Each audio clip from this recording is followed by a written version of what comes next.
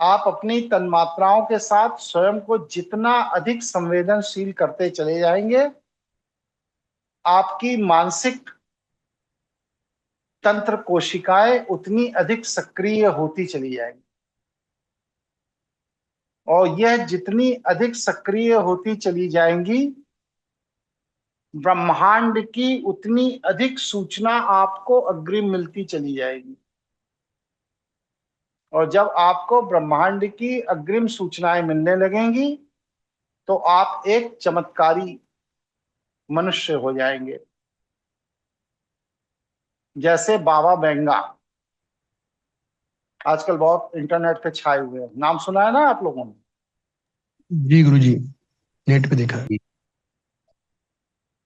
1991 में जापान में एक लड़की ने किताब लिखी, और उसमें उसने लिखा था कि 10 जुलाई 2025 को जापान में बहुत बड़ा भूकंप आएगा, सुनामी आएगी जापान के संदर्भ में। वो 10 जुलाई को नहीं आई, लेकिन अभी 4 दिन पहले आ गई। दिन की गणना में फर्क हो सकता है, 10 दिन, 15 दिन, 20 दिन, लेकिन जो उसने 1991 में लिखा था वो 2025 में घटित हो रहा है, 34 साल बाद। तो ये जो सूचनाएं हैं, 25 साल, 35 साल, 40 साल, 100 साल, 150 साल बाद कब कहा क्या घटित होगा, यह आपके मस्तिष्क की तन्मात्राओं की संवेदनशीलता पर यह सूचनाएं ब्रह्मांड आपको देता है। क्योंकि ब्रह्मांड में कोई भी चीज हैब्जर्ड नहीं है, अव्यवस्थित नहीं है। सभी चीजें वहां व्यवस्थित हैं और एक क्रम से चल रही हैं। आपको ब्रह्मास्मि क्रिया योग के द्वारा साधना करके अपनी तन्मात्राओं को संवेदनशील बनाकर, अपने ब्रह्मांड को ब्रह्मांड से जोड़कर, ईश्वरीय सूचना इकट्ठी करके, ईश्वर को सूचना दे करके लोक कल्याण का कार्य करना है। ये इसकी उपयोगिता है। ईश्वर से सूचना इकट्ठी भी करनी है और ईश्वर को सूचना देनी भी है, दोनों का प्रोसेस एक ही है। और जब आप यह दोनों कार्य करने लगते हैं, तो आप सामान्य मनुष्य नहीं रह जाते हैं, फिर आप चमत्कारिक व्यक्ति हो जाते हैं। जो प्रक्रिया अभी तक हमने आप लोगों को बताई, ये बहुत क्या कठिन प्रक्रिया है? असंभव वाली कोई? बताइए। नहीं गुरु जी, बहुत नहीं इजी है। गुरु। बहुत सरल प्रक्रिया है। अब ये इतनी सरल प्रक्रिया को अपनाकर अगर हम अपने ब्रह्मांड को ब्रह्मांड से जोड़ ले, तो यही ब्रह्मास्मि क्रिया योग। और यह ब्रह्मास्मि क्रिया योग जब आप सफलता पूर्वक करने लगते हैं, करने लगते हैं, करने लगते हैं, तब क्या होता है? आप स्वयं ब्रह्म हो जाते हैं। फिर आप कहते हैं अहम ब्रह्मास्मि। क्यों? क्योंकि अब ब्रह्मांड में जो भी कुछ है वह सब आपको पता है, और आप जो भी ब्रह्मांड को डायरेक्ट सूचना देना चाहते हैं वो दे सकते हैं। इसमें किसी भी माध्यम की जरूरत नहीं है। इसके लिए ना तो कोई मंत्र है, ना कोई भगवान है, ना कोई माला है, और ना कोई मंदिर है। आपको नितांत एकांत अवस्था में अपने तन्मात्राओं को सक्रिय करना है, संवेदनशील करना है, ब्रह्मांड को सक्रिय करना है और ब्रह्मांड से जुड़ जाना।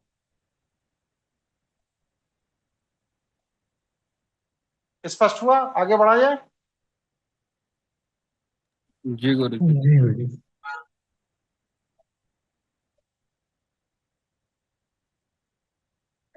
अब दूसरा विषय लेते हैं।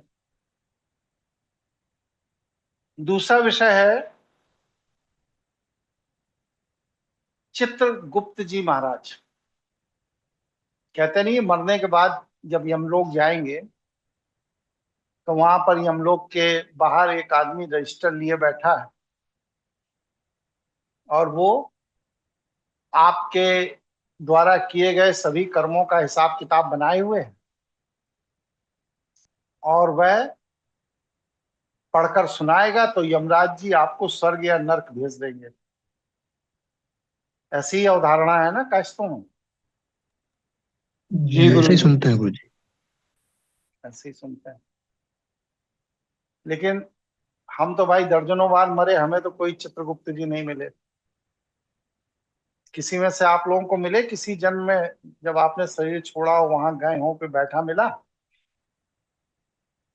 बताइए भाई। नहीं मिला गुरु जी। तो इतना डर क्यों रहे हैं ये सब कि कहीं चित्रगुप्त जी सुन ना लें? नहीं नहीं, क्योंकि अब बातें थोड़ी अलग हैं इन सेंस ऑफ में। तो ये चित्रगुप्त जी महाराज क्या है, इसको थोड़ा हम लोग ब्रह्मास्मि क्रिया योग के क्लास में समझ लेते हैं। मैंने जैसा बताया कि हमारा ये जो मस्तिष्क है इसमें 70 अरब तंत्र कोशिकाएं हैं। दैनिक दिनचर्या में जिसे हम कहते हैं मसल्स मेमोरी में मात्र हम 3 अरब तंत्र कोशिकाओं की मदद से अपनी जीवन जीते रहते हैं। बस एक 3 अरब। 70 अरब हैं जो कि वास्तव में 100 अरब होनी चाहिए ब्रह्म बनने के लिए। लेकिन हम जो प्रयोग कर रहे हैं दैनिक दिनचर्या में वो बस सिर्फ 3 अरब। हमारी प्रयोग करने की क्या है कि एक निश्चित घर है जिसमें जीवन जीना है। इसके बाद एक निश्चित समय है, उस समय उठ जाना है, सो के नहाना धोना है, जूता मोजा पहन लेना है, नाश्ता कर लेना है और एक निश्चित बस स्टैंड पर जाकर बस पकड़ लेना है और एक निश्चित स्थान से जाकर के नौकरी करके चला आना है। ये जो जीवन में सब कुछ हमने निश्चित कर रखा है, ये बहुत ही सरल और सुलभ रास्ता है। लेकिन 70 अरब तंत्र कोशिकाओं में से पूरे जीवन में मात्र 3 अरब तंत्र कोशिकाओं से हम काम ले पाते हैं क्योंकि हमने अपने जीवन को सिस्टमैटिक कर रखा है। मतलब 70 अरब तंत्र कोशिकाओं में 67 अरब तंत्र कोशिकाओं का इस्तेमाल हम अपने जीवन में करते ही नहीं है।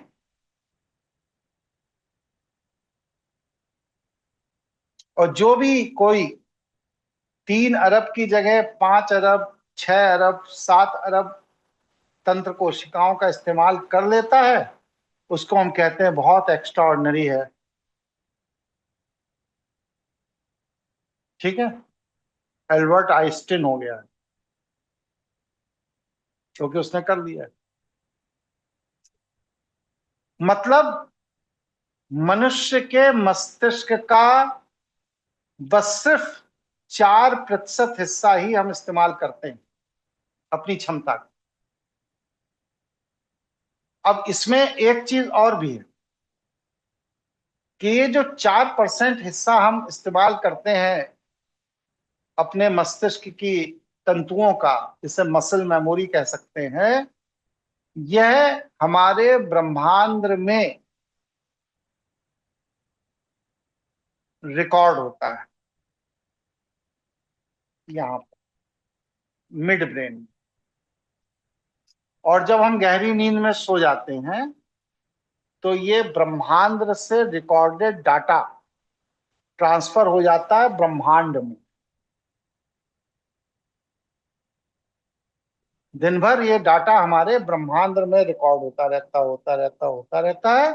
और इसके बाद जब हम गहरी नींद में सो जाते हैं तो ये डाटा यहां से निकलता है और सीधे ब्रह्मांड में चला जाता है।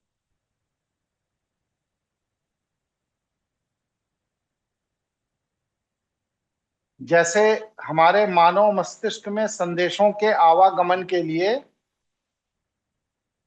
एक जाल बिछा हुआ है, तंतुओं का, ग्रंथियों का। उसी तरह हमारे ब्रह्मांड में भी डाटा कलेक्शन करने के लिए एक पूरा जाल बिछा हुआ है, जिसको हमारे शास्त्र में कहा गया है गुरुत्व जाल। इंग्लिश में इसको कहते हैं गैलेक्टिक नेटवर्क। सर्च करिएगा। तो ये जो गैलेक्टिक नेटवर्क है, इस गैलेक्टिक नेटवर्क में, मतलब इस सर्वर में, भगवान के बनाए हुए सर्वर में हमारा ये मस्तिष्क रोज डाटा ट्रांसफर करता रहता है। उसका परिणाम क्या होता है कि हमारे मस्तिष्क के अंदर मन के छोटे से छोटे विचार, छोटे से छोटे भाव ब्रह्मांड में संचित होते रहते हैं। और ये जो ब्रह्मांड में संचित होते हैं, वहां पर कार्य और कारण की व्यवस्था के तहत ईश्वरीय प्रक्रिया अपनाकर आपके कर्म भोग का क्रम डिसाइड किया जाता है। और ये जो कर्म भोग का क्रम डिसाइड किया जाता है, यही आपकी जन्म कुंडली है, जिसको ब्रह्मांड से, गोचर से, ग्रहों की लोकेशन देखकर हमारे ब्राह्मण, जिसने ब्रह्मांडीय ज्ञान का वर्ण कर लिया, ब्राह्मण उस कुंडली को बनाते। स्पष्ट हुआ यहां तक?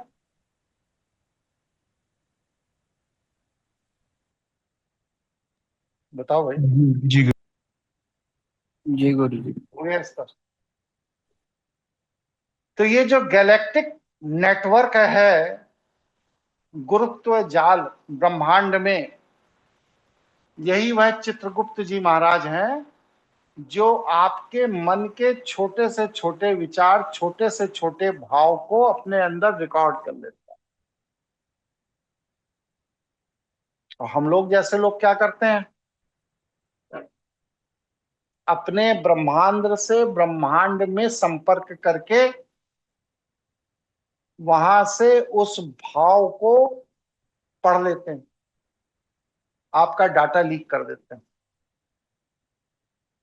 और फिर जब आपका हम लोग डाटा लीक कर देते हैं, तो आपके जीवन के कष्ट और संघर्ष को कैसे कम किया जाए, इसका सुझाव हम लोग बताते हैं कि आपने यह कर्म किया, इसका यह दंड भोग रहे हैं, इसके लिए यह कर्म करिए तो इस दंड को भोगने का विधान कार्य कारण में कम हो जाएगा, जिससे आपके जीवन का संघर्ष कम हो जाता है। स्पष्ट है या उदाहरण से भी समझा दूं? उदाहरण से भी समझाइए गुरु। एग्जाम्पल भी दीजिए गुरु जी। अब जैसे कि आपने किसी के प्रेरित करने पर या स्वेच्छा से जब भी मॉर्निंग वॉक करने जाते हैं तो अपने साथ एक डंडा लेके जाते हैं, या अपने पास 2-3 तो पत्थर रख लेते हैं। और कोई कुत्ता आपको ना काट ले, इसके लिए आप कुत्ते पर पत्थर मार देते हैं या उसको डंडे से भगा देते हैं। तो क्या होगा? आपका यह जो कुत्ते को भगाना है डंडे से या पत्थर से, यह आपका ब्रह्मांड रिकॉर्ड कर लिया। अब इसको रिकॉर्ड करने के बाद जब आप गहरी नींद में सो जाएंगे तो यह इस डाटा को ब्रह्मांड में भेज देगा। फिर ब्रह्मांड क्या करेगा? दुनिया में जितने भी कुत्ते हैं उन सभी कुत्तों को आपकी फोटो भेज देगा कि ये कुत्ता विरोधी आदमी है, जहां कहीं भी मिले निपटा दो। फिर क्या होगा आपके साथ कि जब भी केतु आपकी कुंडली में अंतर प्रत्यंतर दशा में प्रभावी होगा, तब दुनिया में जितने कुत्ते हैं उनमें से कोई भी कुत्ता जो आपने लाठी डंडा मारा था उसका हिसाब कर लेगा आपसे। काट लेगा, फाड़ देगा, नोच लेगा, दौड़ा देगा, गिरा देगा, पटक देगा, कुछ भी कर देगा, लेकिन छोड़ेगा नहीं। इस तरह प्रकृति के कार्य कारण की व्यवस्था चलती। स्पष्ट हुआ? किसी को संदेह हो तो पूछिए। गुरु जी, तो फिर ये जो चीज है ये रसास्वादन से रिलेटेड हुई ना, कि अगर व्यक्ति जो कर्म कर रहा है अगर उसका रसास्वादन जितना ज्यादा होगा वो वेटेज उतना बढ़ जाएगा उसका नोटिस में। उसके साथ घटना उतनी बड़ी हो घटेगी। मैं कुत्ते को ईंटा फेंक के मारा, कुत्ता रोता हुआ कै कै कै करता चला गया, हमको बड़ा मजा आ गया। अब हम घर आ करके 4 लोगों को बता रहे हैं कि एक कुत्ता मेरी तरफ आया, मैंने ईंटा मारा और वो कुत्ता कै कै कै करता भाग गया। 10 बार दिन में बता रहे हैं तो ये समझ लीजिए कि 10 बार कुत्ते के दौड़ाए जाने पर आपका गिरना तय। गिरेंगे ही, क्योंकि आपने एक ही घटना का 10 बार रसास्वादन कर लिया। और अगर आपके उस ईंटा मारने से या डंडा मारने से कुत्ते का पैर टूट गया तो कुत्ते के दौड़ाने से आप भी गड्ढे अड्डे में गिरेंगे और आपका पैर टूटेगा ही। 100% है।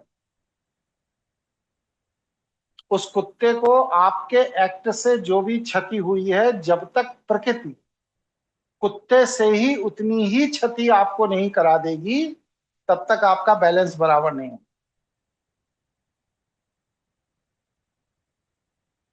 यह है कार्य और कारण की व्यवस्था। ये चित्रगुप्त जी जो ऊपर बैठे हिसाब किताब कर रहे हैं वो इसी तरह हिसाब किताब करते हैं। ऊपर कोई स्वर्ग और नर्क नहीं। सारे स्वर्ग और नर्क आपके जीवन में यहीं पर। कहते नहीं है कि वहां पर आपने ये पाप किया तो आपको आग की भट्टी में झोंक दिया जाएगा, ये पाप किया तो तेल के कढ़ाई में तल दिया जाएगा। तो ये आग की भट्टी में झोंकना क्या है? 50 डिग्री टेम्परेचर पर आप एसी कार चलाकर आराम से कार से कहीं जा रहे हैं और लाल बत्ती पर भीख मांगने वाला नंगे पैर 50 डिग्री टेम्परेचर में आपका खिड़की खटखटा रहा है कि 2 पैसे दे दो, भूख लगी है। तो वो जो 50 डिग्री टेम्परेचर पर चट्टान में नंगे पैर आपकी खिड़की खटखटा रहा है, यही आग की भट्टी में झोंकना है। उसके लिए कहीं अलग से कोई सेटअप नहीं बनाया गया।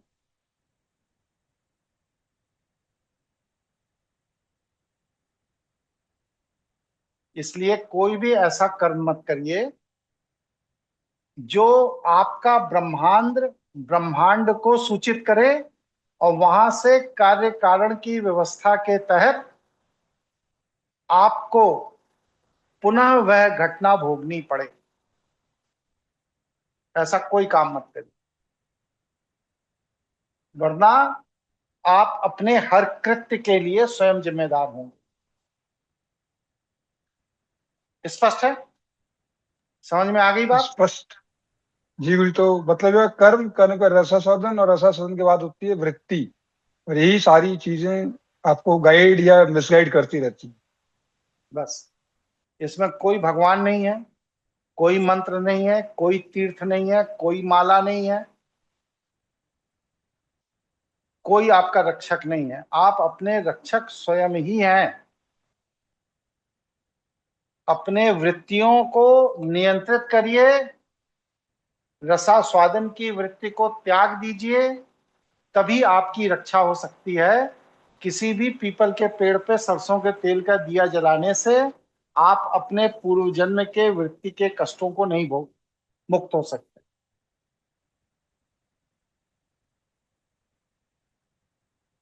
ठीक है, स्पष्ट हो गया? आगे बढ़े। जी गुरु जी। अब इसमें क्या उपाय किया जा सकता है, अब उपाय पर भी थोड़ी चर्चा कर लेते लगे। भाई, मैंने कुत्ते को मारा, मेरे ब्रह्मांड ने उस घटना को रिकॉर्ड किया और ब्रह्मांड में भेज दिया। ब्रह्मांड ने कार्य कारण की व्यवस्था में दुनिया के सारे कुत्तों को मेरी फोटो भेज दी कि ये आदमी कहीं दिखे तो जिस तरह इसने एक कुत्ते को दौड़ाकर पैर तोड़ दिया, वैसे इसको दौड़ाकर इसका पैर तोड़ दो। अब मुझे मिल गए कोई योगेश कुमार मिश्रा। हमने कहा, अरे भाई ये क्या कर दिया तुमने, कुत्ते को दौड़ाया, उसको क्षति हो गई। कहा फिर? कहा अब तुम कुत्ते की सेवा शुरू कर दो। कहा क्या सेवा करनी है? कहने लगे जो भी कुत्ता मिले उसे रोज पका हुआ चावल एक कटोरी खिलाना शुरू कर।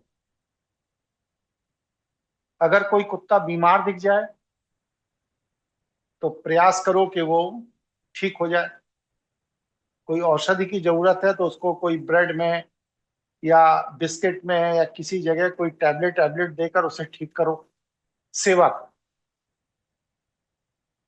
अब हमने जब यह सुझाव दिया तो यह सुझाव पर जब वह व्यक्ति एक्ट करेगा तो उस कुत्ते के स्वस्थ होने से, ठीक होने से, पेट भरने से उसे जो आनंद हुआ कुत्ते को, वह सूचना भी ब्रह्मांड में जाएगी और वहां से ब्रह्मांड में जाएगी। तो जैसे कोई अपराधी होता है, उसे आजीवन कारावास हो जाता है, लेकिन एक प्रोविजन है कि अगर अपराधी का चाल चलन अच्छा है, व्यवहार अच्छा है, तो उसकी सजा कम कर दी जाती है। ठीक यही प्रोविजन यहां भी है। आपने एक कुत्ते को दौड़ाकर भगाया, उसका पैर टूट गया, अब आपने कुत्तों की सेवा शुरू की, मतलब अपने चाल चलन को कुत्ते के प्रति सुधारा। उससे कुत्तों ने यह सूचना दी कि यह आदमी ने जो अपराध किया था, अब वह अपराध तो अपनी जगह है, लेकिन यह अब कुत्तों की सेवा कर रहा है।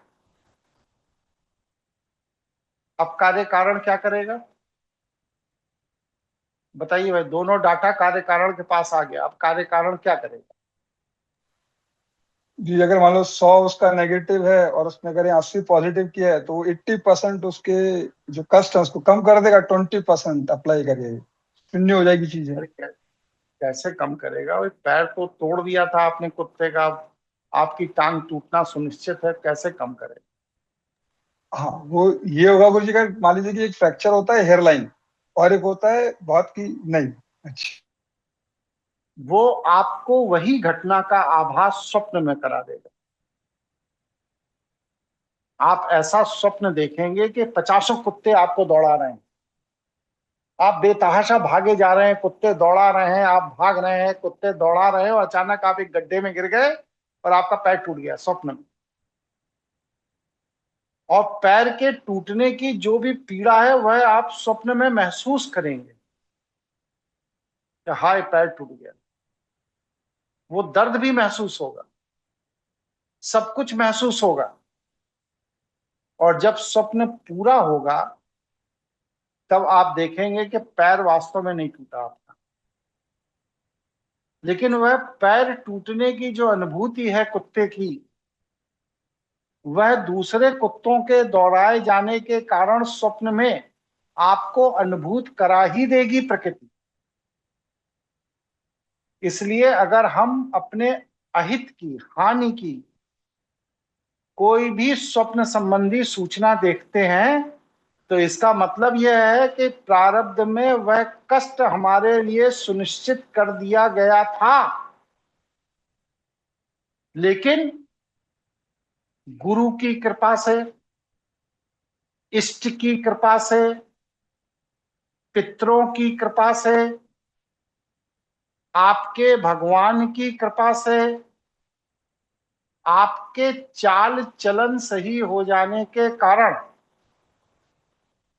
अब वह कष्ट जो भौतिक रूप में आपको देना सुनिश्चित किया गया था, वह स्वप्न रूप में आपको दे दिया गया। बहुत से लोग स्वप्न में देखते हैं कि मैं सुनसान जगह पर खो गया, मुझे भेड़ियों ने दौड़ा लिया, मैं किसी बहुत बड़े शहर में गया, रास्ता भूल गया, लोग मुझे उठा ले गए, मेरा अपहरण कर लिया।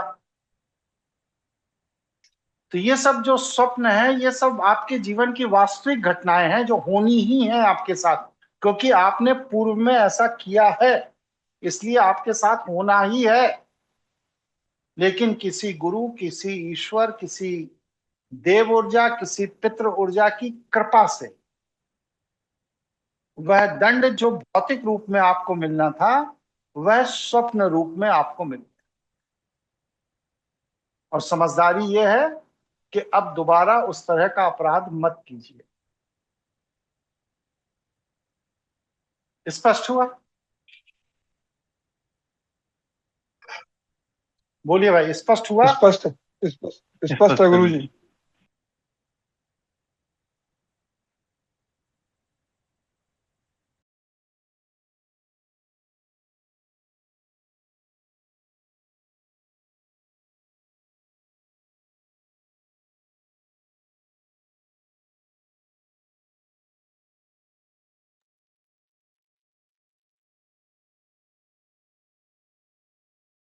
तो इस तरह से हम लोगों ने आज की चर्चा में चित्रगुप्त जी महाराज कैसे काम करते हैं, यमलोक में दंड का विधान क्या है और उस दंड से हम कैसे बच सकते हैं, इस व्यवस्था पर आज हम लोगों ने चर्चा की। अब किसी के मन में कोई प्रश्न, कोई विचार हो तो आप बताइए, नहीं तो फिर मैं अगले विषय को उठाता हूं। नहीं है?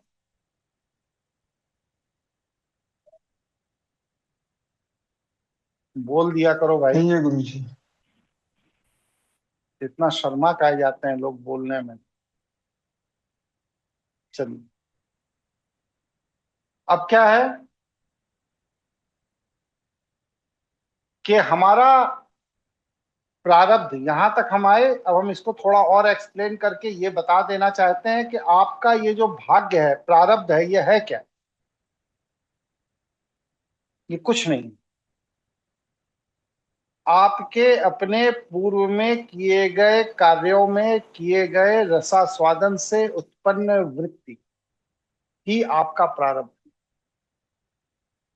आपने कार्य किया, उसमें रसास्वादन किया, रसास्वादन से वृत्ति निर्मित हुई, और वह वृत्ति ही जो आपके पूर्व जन्म की वृत्ति का समुच्चय है, वह समुच्चय इस जन्म में आपकी जन्म कुंडली में प्रारब्ध के रूप में प्रकट हो।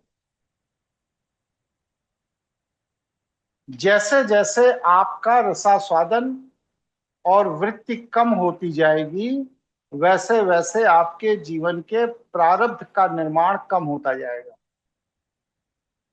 और प्रारब्ध का निर्माण जितना कम होता जाएगा, उतना आप मुक्ति की तरफ बढ़ते चले जाएंगे, मोक्ष की तरफ बढ़ते चले जाएंगे। और जब आप मुक्ति या मोक्ष को प्राप्त कर लेते हैं, और इस पिंड में है, लेकिन हमने मुक्ति को प्राप्त कर लिया, मोक्ष को प्राप्त कर लिया, मेरे पास भोगने के लिए कुछ भी नहीं बचा। तो फिर क्या हो जाते हैं आप? गुरु नानक जी महाराज हो जाते हैं, महावीर जैन हो जाते हैं, राजा जनक हो जाते हैं, अरष्टावक्र हो जाते हैं, कि जिनका शरीर तो है लेकिन कर्म विधान में अब उन्होंने पूर्व में रसास्वादन और वृत्ति त्याग दी। अब भोगने के लिए उनके पास कुछ नहीं, तो वो क्या हो गए? विदेही। देह में होते हुए भी देह से कोई भी कर्म दंड शेष नहीं रह गया, वो विदेह की अवस्था को प्राप्त कर लिए। और जब तक कोई भी कर्म विधान आपका शेष है, तब तक सुख या दुख आप भोगते ही रहेंगे, जन्म जन्मांतर तक।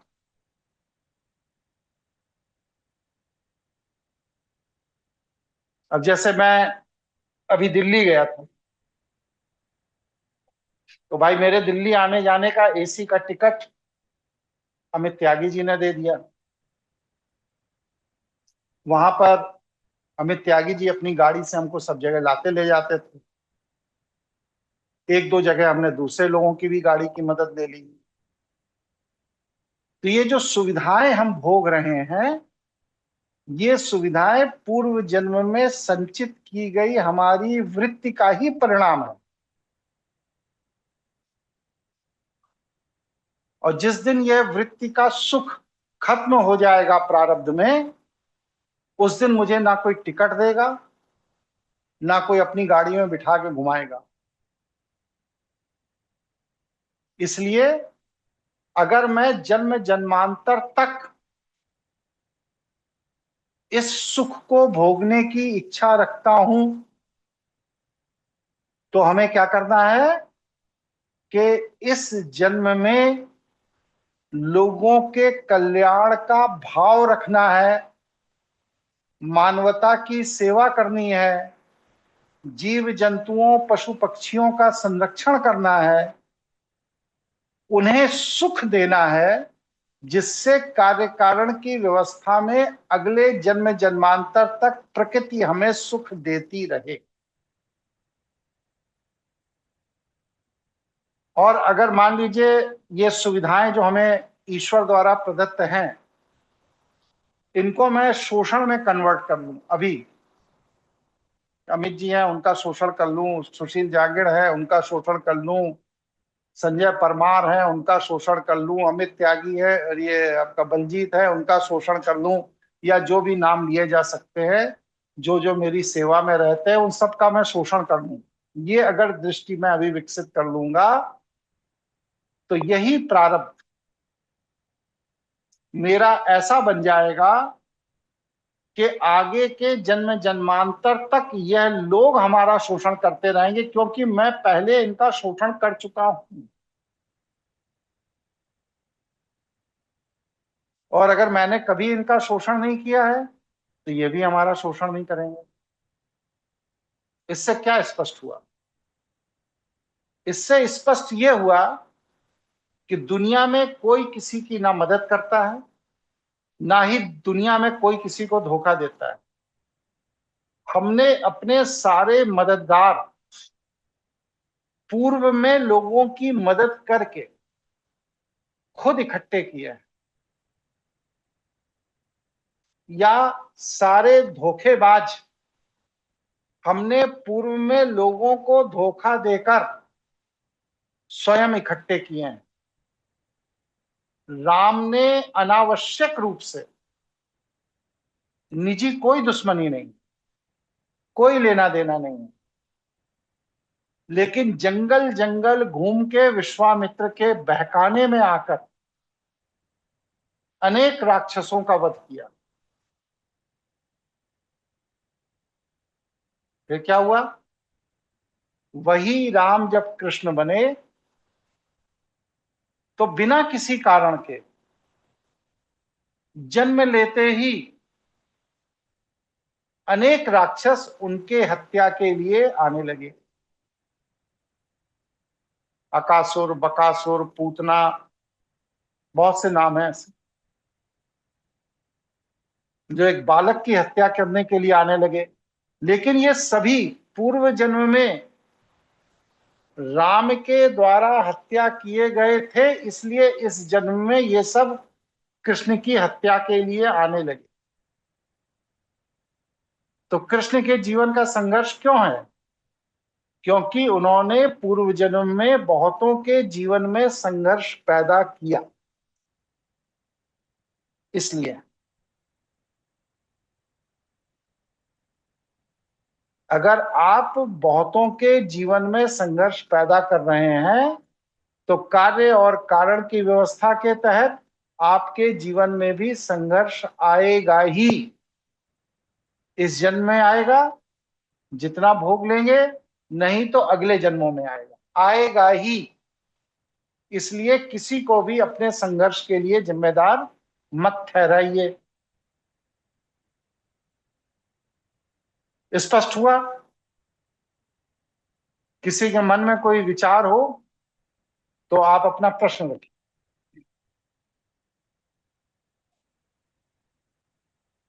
तो गुरुजी, जैसे आपने बताया कि भाई पूर्व जन्म में कोई व्यक्ति कर्म करता है, फिर उस जन्म में भोगता है उसको, तो कहीं तो कोई है ना जो पहली बार शुरुआत करता है, तो या ये दोनों चीज पैरेलल चलती है कि एक ने किया तो दूसरे ने नहीं, किया? भावनाओं से। अब देखिए, भावना क्या है? मानसिक ऊर्जा। भावनाओं से शुरुआत हुई। जी जी जी। कोई लड़की की बहुत अच्छी फोटो हमने देखी इंटरनेट पर या कैलेंडर में या किसी मित्र के पास या कहीं देखी, एक भावना पैदा हुई। हम उसे जानते नहीं है लड़की, लेकिन एक भावना पैदा हुई कि इस लड़की से संपर्क जोड़ना है। अब वह आपकी जो मानसिक ऊर्जा है, वह मानसिक ऊर्जा मूर्त रूप लेना शुरू कर दी।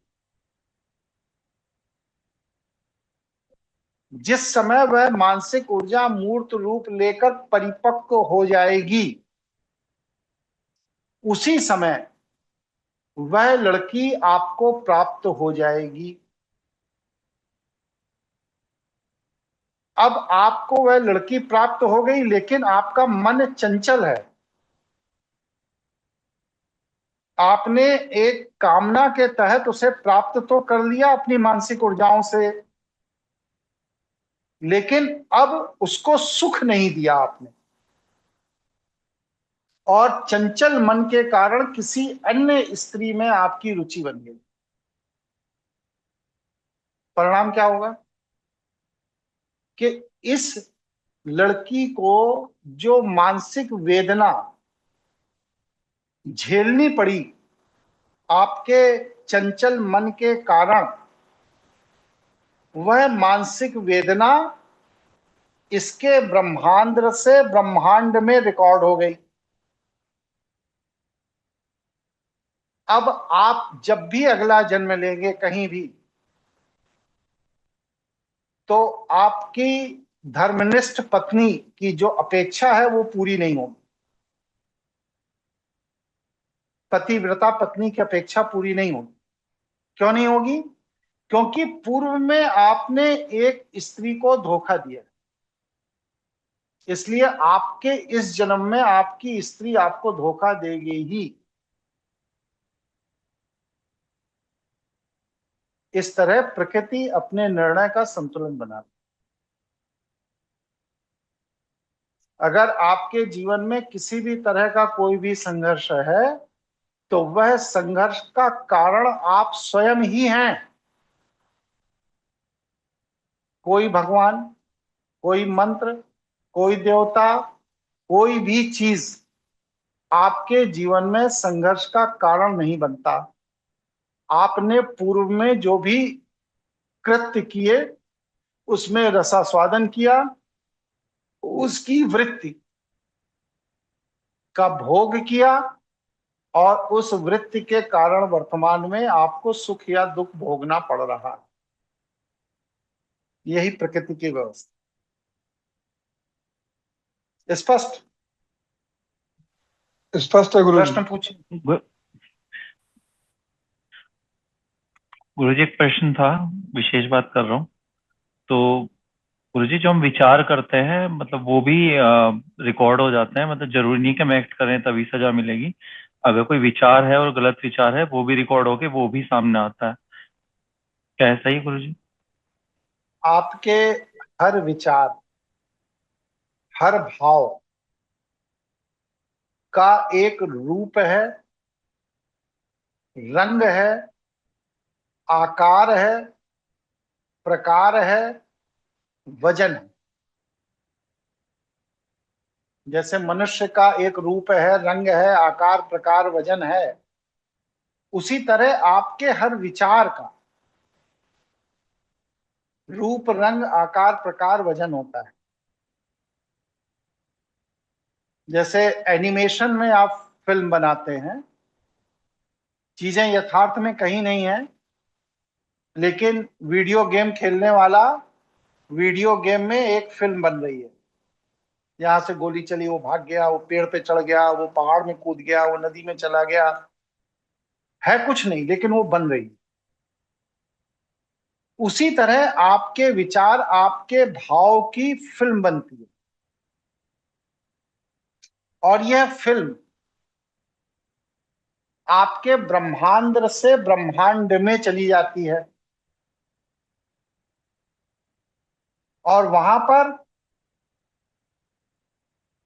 एक माइक्रोमीटर संदेश को पहुंचाने में आपके मस्तिष्क को जितना समय लगता है, ब्रह्मांड में 50 करोड़ प्रकाश वर्ष उस संदेश को भेजने में ब्रह्मांड को उतना ही समय लगता है।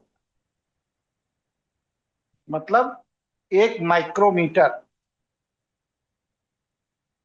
संदेश को भेजने में आपके मस्तिष्क को जितना समय लगता है, ब्रह्मांड को 50 करोड़ प्रकाश वर्ष दूर उस संदेश को भेजने में उतना ही समय लगता है। मतलब वह जो फिल्म आपके विचारों की, आपके भाव की एक विशेष रूप, रंग, आकार, प्रकार, वजन से निर्मित हुई आपके मस्तिष्क के अंदर, वह आपके मस्तिष्क से ब्रह्मांड में जाकर ब्रह्मांड में वह 50 करोड़ प्रकाश वर्ष दूर तरंग रूप में स्टोर हो।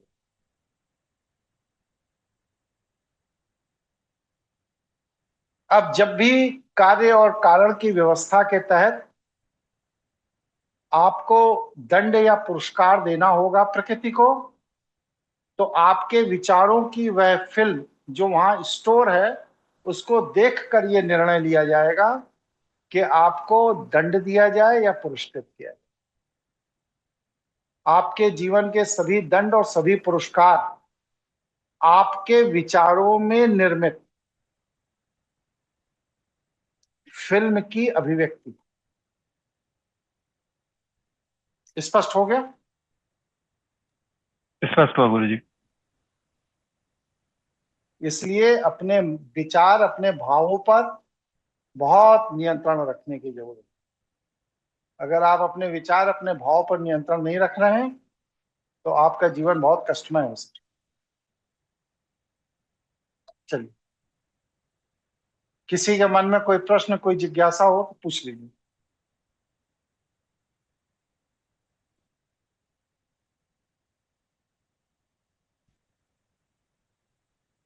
चक्कर क्या है? सदमे में चले जाते हैं क्या सब लोग? नहीं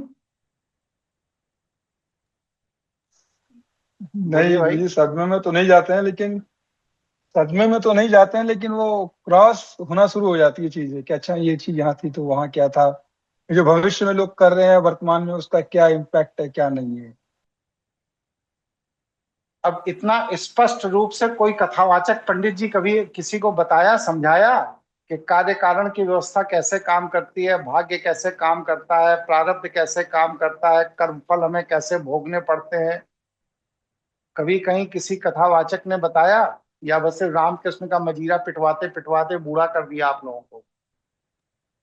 नहीं बताया गुरुजी। नहीं बताया। समाज को जो एजुकेट करने की जरूरत है वो ये है, और ये उन्हें खुद ही नहीं मालूम है। वरना प्रदीप मिश्रा जो हमारे मित्र भी हैं, 31 लाख रुपए ले करके कथा करने से मना नहीं किए होते। 31 लाख ले भी लिए कि हम कथा करेंगे, और कथा स्थल पे गए भी नहीं क्योंकि असंतुष्ट थे 31 लाख की शर्त पर। तो ये जो भाव है कि हम भगवान को भी बेच खाएंगे, दुनिया को वैराग्य की प्रशिक्षण देंगे, वैराग्य का निर्देश देंगे, लेकिन खुद भगवान को बेच खाएंगे, इन लोगों का भविष्य क्या है? ये सब अगले जन्मों में विधर्मी होंगे। कुछ भी नहीं है। हाँ, वही ये सब चीज। विधर्मी होंगे, क्योंकि जिस व्यवस्था में भगवान को बेच खाया, तो अब सनातन धर्म, हिंदू धर्म में रहने योग्य तो ये रह नहीं गए। अब ये सब अगले जन्म में अपना खतना कराते फिरेंगे,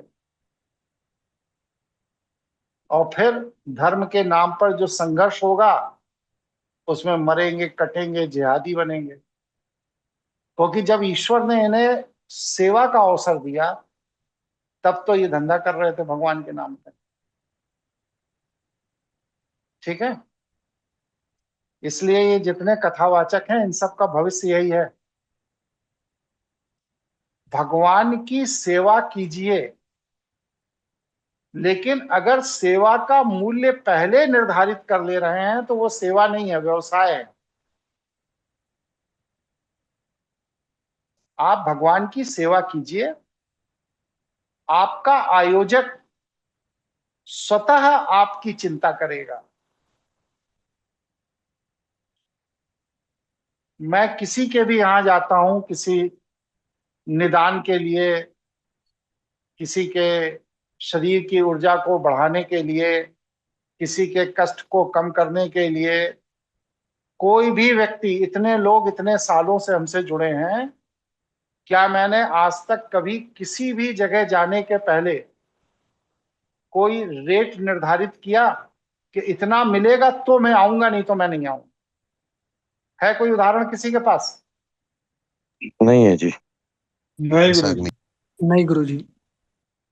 नहीं। मैं जाता हूं, ईश्वर की प्रदत्त की हुई कुछ ऊर्जा है मेरे पास, उससे मैं लोक का कल्याण करता हूं, पहले कल्याण करता हूं, फिर उस कल्याण के बदले उस व्यक्ति के मन में जो भाव होता है वो मुझे भेंट कर देता है। कोई मिठाई का डिब्बा दे देता है, कोई शॉल दे देता है, कोई पैसे दे देता है, कोई कुछ कर देता है।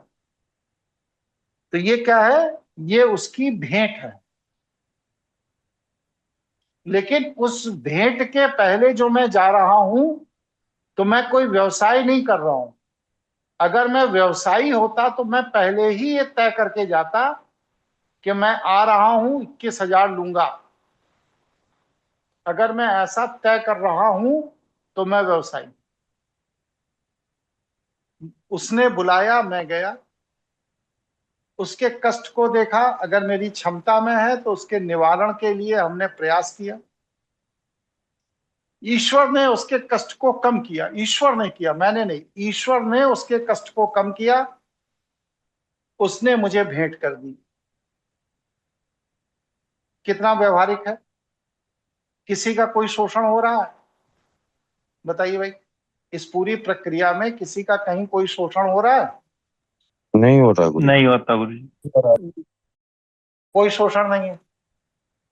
अब इसी के विपरीत सोच लीजिए, कि कोई व्यक्ति मुझे बुलाए, हम कहे भाई देखिए मैं आ तो जाऊंगा, आने जाने का फ्लाइट का टिकट और 21,000 रुपए लगेंगे, तो फिर क्या है, मैं व्यवसायी हो गया। अब ये आप दोगे तो हम आपके यहाँ आएंगे, नहीं दोगे तो नहीं आएंगे, ये शोषण।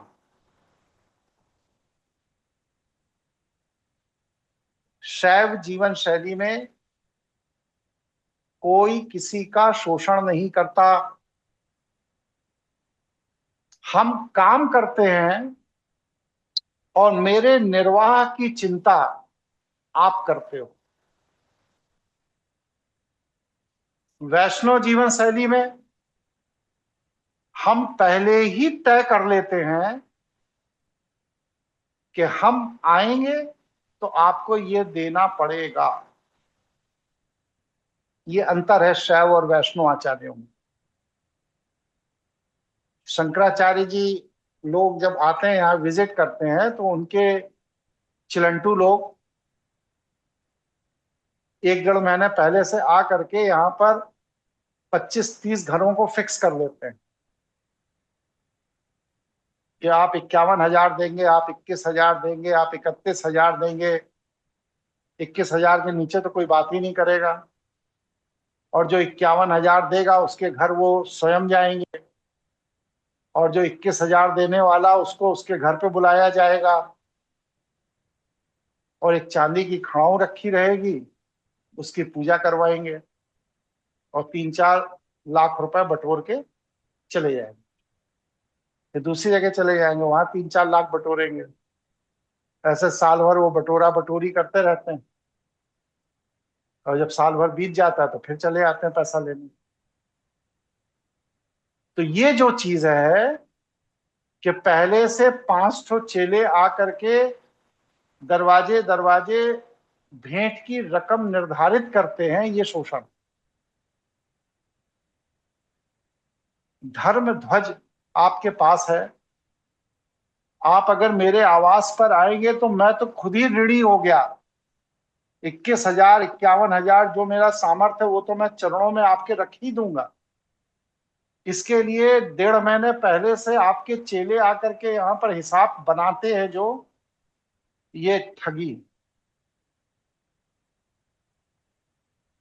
मैं इतनी जगह आया गया पिछले साल सवा साल के अंदर, कहीं किसी भी जगह किसी के भी घर पर आने जाने की कोई पहले से भेंट रकम निर्धारित हुई कि भाई फला जगह जाएंगे खाना खाने तो इतना 1,000 मिलेगा तभी जाएंगे, नहीं तो नहीं जाएंगे, ऐसा कोई निर्धारित हुआ मेरा? कोई नहीं और गुरु जी। दृष्टांत तो बताइए। नहीं हुआ गुरु जी। नहीं हुआ।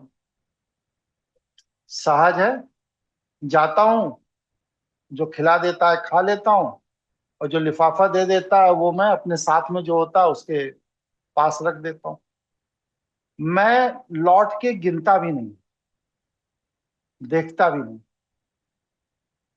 शिवम शुक्ला जी अब की बार हमारे साथ यात्रा में थे, 25-30 लोगों ने भेंट किया, वो सारे लिफाफे उन्हीं के पास थे। चलते समय उन्होंने गिन लिया और ट्रस्ट के अकाउंट में पैसा ट्रांसफर कर दिया। हमें पता ही नहीं किसने क्या भेंट। ये आपको देखना है, हमें नहीं देखना है। ये आपको देखना है कि हम ईश्वर के कार्य को करने वाले को अपने सामर्थ्य के अनुसार क्या दे दें। आपको देखना है, मुझे नहीं देखना, क्योंकि अगर मैं देखूंगा तो मेरे अंदर भेद पैदा होगा। जो 21,000 दे रहा है उसके प्रति मेरे अंदर आकर्षण पैदा होगा, और जो 5100 दे रहा है उसको मेरे अंदर थोड़ा कम प्रेम पैदा होगा। इसलिए हमें वो देखना ही नहीं। जो जो दे दिया ट्रस्ट में हो गया, वहां से काम चल रहा है। अभी इतने पॉडकास्ट शूट हुए, सारी चीजें हुई, सबको पेमेंट हुआ, भुगतान हुआ, तो ये सारी चीजें आप लोगों के सहयोग से। आपको कितना सहयोग करना है ये आपको निर्धारित करना है, ठीक है? तो ये क्या है, आप अपने प्रारब्ध का निर्माण कर रहे हैं। नहीं, सामर्थ्य मत करिए, दबाव नहीं है। और ऐसा भी नहीं है कि आप नहीं करोगे तो होगा नहीं। ईश्वर का कार्य है, ईश्वर करवा रहा है।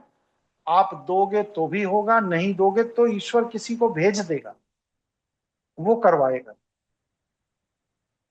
लेकिन आपका नाम कट जाएगा। जो करने आएगा उसका नाम लिख जाएगा। बस इतना ही फर्क है।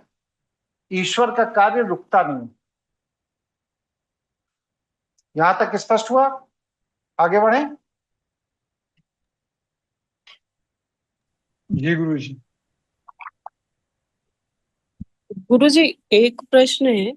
जो अभी आपने बोला कि पितृपक्ष में पितरों की पूजा या जो भी खाना खिलाया जाता है, लेकिन यहाँ पे मतलब दिल्ली एनसीआर में जो भी पंडित वगैरह हैं, अगर उनको बुलाया जाता है घर पे, तो वो मात्र एक पूड़ी खाएंगे, थोड़ा सा जो भी सामान लेंगे और सिर्फ उसमें बोलेंगे कि आप दक्षिणा दे दीजिए।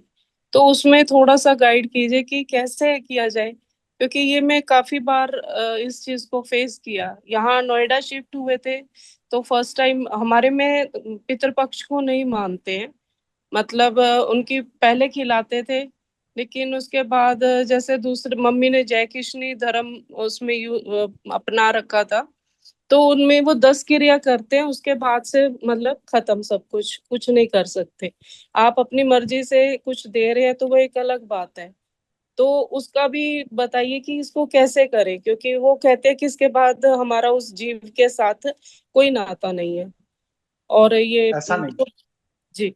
ऐसा नहीं बहन जी। जी। आपके माँ जी। का आपसे नाता है, क्योंकि आप उससे पैदा हुई।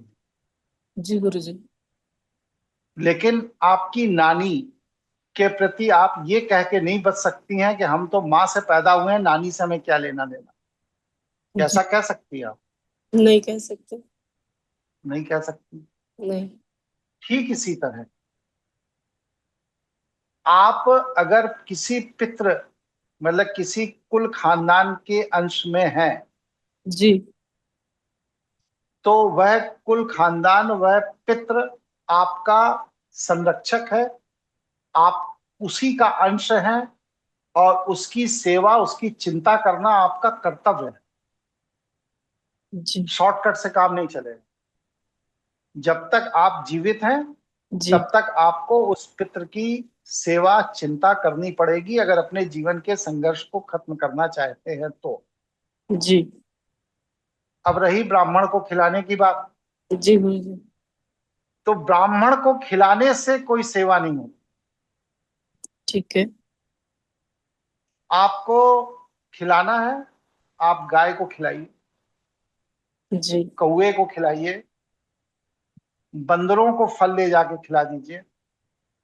जी। जहां पर जो भी जीव जंतु पशु पक्षी मिले उन्हें खिला दीजिए।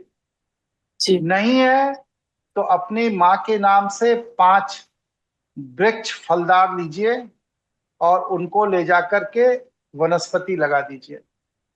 उनकी चिंता करिए कि वो विकसित हो जाए। जी। तो इस तरह आप जीव ऊर्जा को दान देते हैं। वैष्णव लोगों ने हर जगह कमाई का धंधा ढूंढ लिया। पंडित जी पहुंच गए, कुर्ता पहने, ऐसे मफलर डाले, इधर त्रिपुंड लगा हुआ है, सुबह से शाम तक एक एक पूरी खाएंगे और 50 जगह से दक्षिणा इकट्ठा करके चले जाएंगे। जी। वही पंडित जी चले आ जाएंगे, मूल शांति करा देंगे। वही पंडित जी आ जाएंगे, बच्चा पैदा करवाने लगेंगे। वही पंडित जी चले आएंगे, जनेऊ करा देंगे। वही पंडित जी चले आएंगे, शादी ब्याह पढ़वा देंगे। सब कुछ एक ही तरह के पंडित कर देंगे। क्यों? क्योंकि उन्हें दक्षिणा मिलनी है। गिने गिनाए 150 श्लोक हैं और उन्हीं 150 श्लोकों को पढ़ के वो अपनी जिंदगी पार करते रहते हैं। ये व्यवसायी है, ये पंडित नहीं, ये व्यवसायी है। पंडित जो पांडित्य हासिल करता है वह कर्म विभाजन करता है। बच्चे के पैदा होने पर मुंडन और मूल शांति, मतलब 12 वर्ष से कम उम्र के बच्चे के जो भी कार्यक्रम है, ये एक तरह का ब्राह्मण करता है, मतलब यज्ञोपवीत तक। और यज्ञोपवीत से बात विवाह, उसकी बहू को पुनर्वसु संस्कार, फिर उसके आगे की जो क्रिया है, ये कार्य दूसरे कर्मकांडी पंडित करते हैं। और मृत्यु के उपरांत की जो क्रिया है, ये तीसरे तरह के कर्मकांडी पंडित करते हैं। लेकिन मैं तो देख रहा हूं एनसीआर में कि एक ही पंडित सब कर डाला। अभी हमने कार्यक्रम किया, तो जिस मंदिर में कार्यक्रम किया, उस कार्यक्रम में जो पंडित जी हमारी पूजा करवाए, उनको मैंने दक्षिणा दे दी जो भी हमें देनी थी। अब उस पंडित के जितने भी जानने वाले हैं, 15, 20, 25 पंडित, वो सब बराबर फोन कर रहे हैं, हमें भी दक्षिणा दीजिए, हमें भी दक्षिणा दीजिए, हमें भी दक्षिणा दीजिए। क्यों दीजिए भाई आपको? ना तो आप पूजन में शामिल हुए, ना आप मेरे कार्यक्रम में शामिल हुए, ना आपने कोई सहयोग किया, क्यों दे दें आपको दक्षिणा? मना कर दिया, सबका मुंह फूल गया। तो ये व्यवसायी हैं धर्म के, लोभी हैं, ठग हैं, मक्कार हैं, इनके प्रपंच में मत फंसिए। आप भगवान का कार्य कर रही हैं, अपने पूर्वजों के लिए जीव जंतु पशु पक्षी वनस्पति, इनके माध्यम से अपने पितरों की सेवा कीजिए। किसी भी पंडित के 2 पूरी खा के दक्षिणा लेके चले जाने से पितर को शांति नहीं मिलेगी। आप अनाथालय में भोजन करा दीजिए,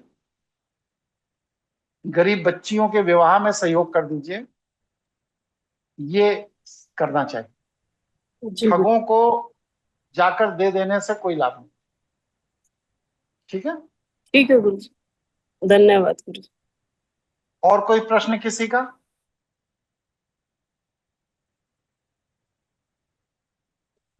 बताओ भाई। नहीं है? एक सर बोल रहे थे। बोलो भैया। गुरु जी, ये जो भौरी सिर में जो भौरी होती है टाप में, और गदेली के बीच में, गदेली के बीच में रखने, जो दोनों के बीच में स्पंदन होता है, वो अलग से महसूस होता है। इसका क्या कारण होगा?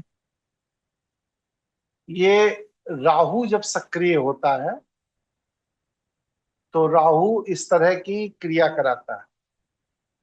अगर हाथ के मध्य भाग में इस जगह बार बार ऐसे खुजली हो रही है जी या स्पंदन हो रहा है, तो यह इस बात की सूचना है कि निकट भविष्य में आपको किसी बड़ी योजना का अवसर मिलने वाला है, या आप जिस कार्य को कर रहे हैं उसमें कोई बड़ा लाभ मिलने वाला है।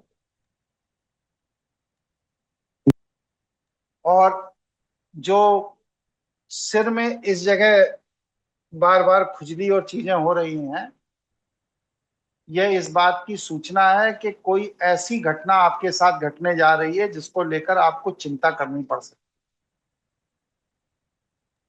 है। ये सब सामुद्रिक शास्त्र में वर्णित है कि किस तरह की घटना हमारे साथ घटती है तो उसका हमारे शरीर में क्या लक्षण प्रकट होता है।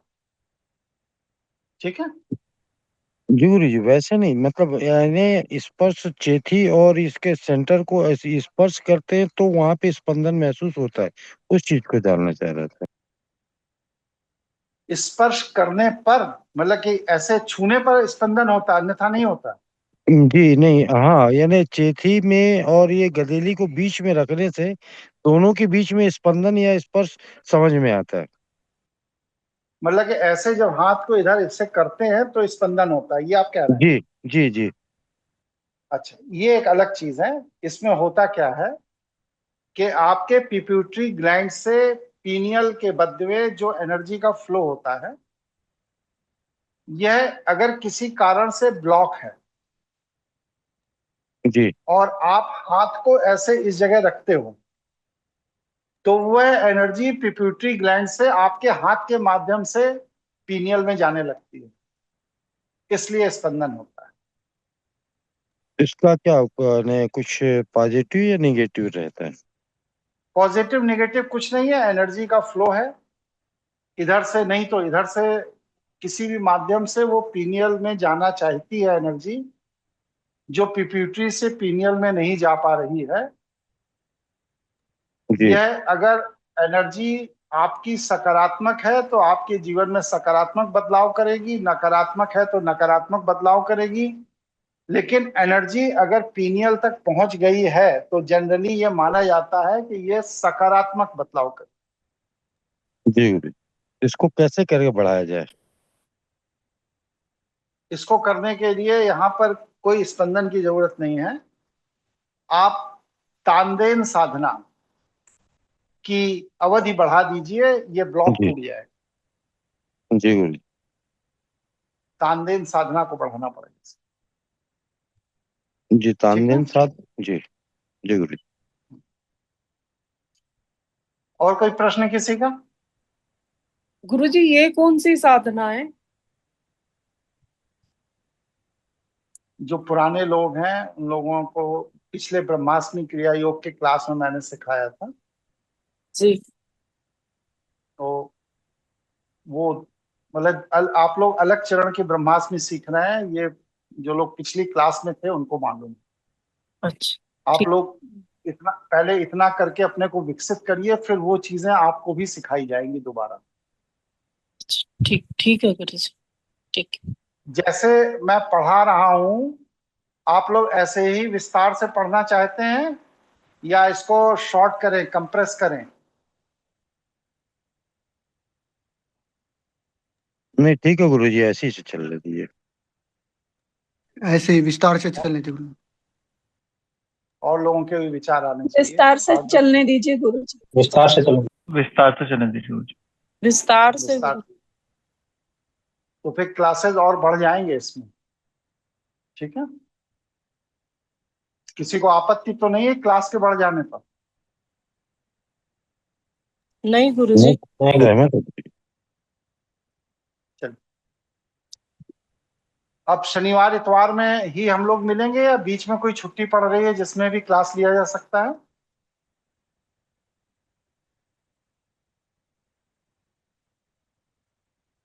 कोई नहीं गुरु जी, नहीं? अभी तो छुट्टी नहीं, कोई अभी छुट्टी नहीं है। नहीं। 14-15 को आएगी गुरु जी। ठीक है, कोई बात नहीं। तो अभी इस बीच में है नवीन जी, हैं कि चले गए? चले गए। नवीन जी मुझे इस बीच में आमंत्रित कर रहे हैं दिल्ली 2 दिन के लिए, कुछ अर्जेंट इनका काम है। तो अगर मैं सैटरडे की सुबह तक लौट आया तो क्लास अपने क्रम से होगा, और अगर मैं नहीं लौट पाया किसी विशेष परिस्थिति के कारण तो अब की बार मेरा प्रयास होगा कि मैं क्लास दिल्ली से लूं। अपने सारे संसाधन यहाँ से लेकर जाऊंगा, क्योंकि क्लास के क्रम को रोक देने से फिर गैप काफी लंबा हो जाता है। तो मेरा प्रयास होगा कि मैं क्लास दिल्ली से लूं। ठीक है ये कि लखनऊ आकर ही यहाँ शांत मन से लेना ज्यादा ठीक रहेगा? बताइए। ये तो गुरु जी आप नहीं तय यहीं से करेंगे। क्लास लेना ठीक है गुरु जी। अच्छा, दिल्ली में आप लोगों का मत है कि हड़ाबड़ी में रहेगा तो क्लास में वो आनंद नहीं आएगा, ऐसा आपका मत है आप लोगों का? जी जी गुरुजी। बात करें शॉर्ट टेन्योर है ना, अगर थोड़ा लॉन्ग टेन्योर होता तो फिर ठीक है, दिल्ली से ली जा सकती है क्लासेस। अब 1 दिन 2 दिन के लिए आप जा रहे हैं तो देखते हैं क्या स्थिति बनती है। मैं क्लास के क्रम को रोकना नहीं चाहता हूँ, क्योंकि पिछली बार काफी लंबा गैप हुआ और मुझे भी बहुत अटपटा लग रहा था कि क्लास नहीं हो पा रही है। क्योंकि अधिक से अधिक आप लोग सीखें, समझें, जानें और शैव जीवन शैली को अपनाएं, और शैव जीवन शैली, अच्छा आप लोग एक और जवाब दीजिए कि अब जब से आप लोगों को शैव जीवन शैली के विषय में विस्तार से बताया जाने लगा, तब से आप लोगों को स्वतः ये महसूस होने लगा या नहीं कि पहले हम लोग बहुत व्यर्थ के प्रपंचों में फंसे थे, बहुत से व्यर्थ के दिमाग में विचार चलते थे, अब मन स्थिर होने लगा? जी गुरुजी, ये सत्य है। जी गुरुजी। जी गुरुजी, ये सत्य है जी एकदम। गुरुजी, सच है। चलिए, आप सभी का कल्याण हो। दुनिया में मनुष्य की सेवा से बड़ा धर्म कोई नहीं है। किसी भी व्यक्ति को भ्रम से बाहर निकालने से बड़ी सेवा कोई नहीं। धर्म धन कमाने के लिए नहीं है। धर्म समाज को व्यवस्थित तरीके से चलाने के लिए है। और जो लोग धर्म का आडंबर करके समाज को गुमराह करते हैं, वो सब अपराधी हैं और ईश्वर उनको उनका दंड देता है। हम लोग ईश्वर के कार्य को करें, किसी के प्रभाव में नहीं रहना, मेरे भी प्रभाव में मत रहिए। अपने आत्म कल्याण को करिए, भगवान शिव से जुड़िए, वही आपके मार्गदर्शक हैं। मैं बस सिर्फ एक माध्यम हूं। आप उनकी बात सुन नहीं पा रहे हैं, इसलिए मैं उनके बिहाफ पर उनकी बात आपसे कह देता हूं। लेकिन अगर आप सीधा भगवान शिव से जुड़े तो ये बहुत अच्छी बात है। और मेरी ये सदैव इच्छा रहती है कि मेरे माध्यम से 200-400 लोगों का कल्याण हो, वो सही मार्गदर्शन करें और दूसरों को भी सही दिशा बताएं। ये नहीं कि बस मार्गदर्शन मेरा सही हो गया, हम चुप मार के बैठ गए, नहीं, दूसरों को भी सही दिशा बताएं। यह आपका कर्तव्य है, क्योंकि आप भगवान शिव के कार्य को कर रहे हैं। सोचिए, अगर मैं क्लास ना ले रहा होता, जितना मुझे ज्ञान है इसको मैं चुपचाप बंद कमरे में अपने को रख करके बैठ गया होता, तो क्या आप लोगों के जीवन में जो परिवर्तन हो रहा है वो होता? नहीं होता। कि हो जाता? नहीं होता गुरुजी। नहीं होता गुरुजी। नहीं होता। इसी तरह आपके माध्यम से दूसरों का भी जीवन बदलना चाहिए। इसके लिए सुशील जी को मैं धन्यवाद देता हूं कि इन्होंने बहुतों का मार्गदर्शन करके उनके जीवन को बदला है। हमारे जितने भी शिष्य हैं, इनमें दूसरों के जीवन को बदलने में सबसे ज्यादा मेहनत सुशील जी कर रहे हैं। और लोगों की सोच बदली है, दिशा बदली है, लोगों का स्वास्थ्य बदला है, आर्थिक स्थिति बदली है। यह ईश्वर का कार्य है। यह ईश्वर के कार्य को कर रहे हैं, इसके लिए ये धन्यवाद के पात्र हैं। आप लोग भी इन्हीं की तरह कार्य करें। हम सभी को ईश्वर का कार्य करना है। ठीक है, तो आज की क्लास यही पूर्ण करते हैं। सभी साथियों को बहुत बहुत धन्यवाद, नमस्कार। और हम लोग अगले सैटरडे संडे में फिर मिलेंगे, ऐसे हम उम्मीद करते हैं। नमस्कार। प्रणाम गुरुजी। प्रणाम गुरु। खुश रहिए। प्रणाम गुरु जी।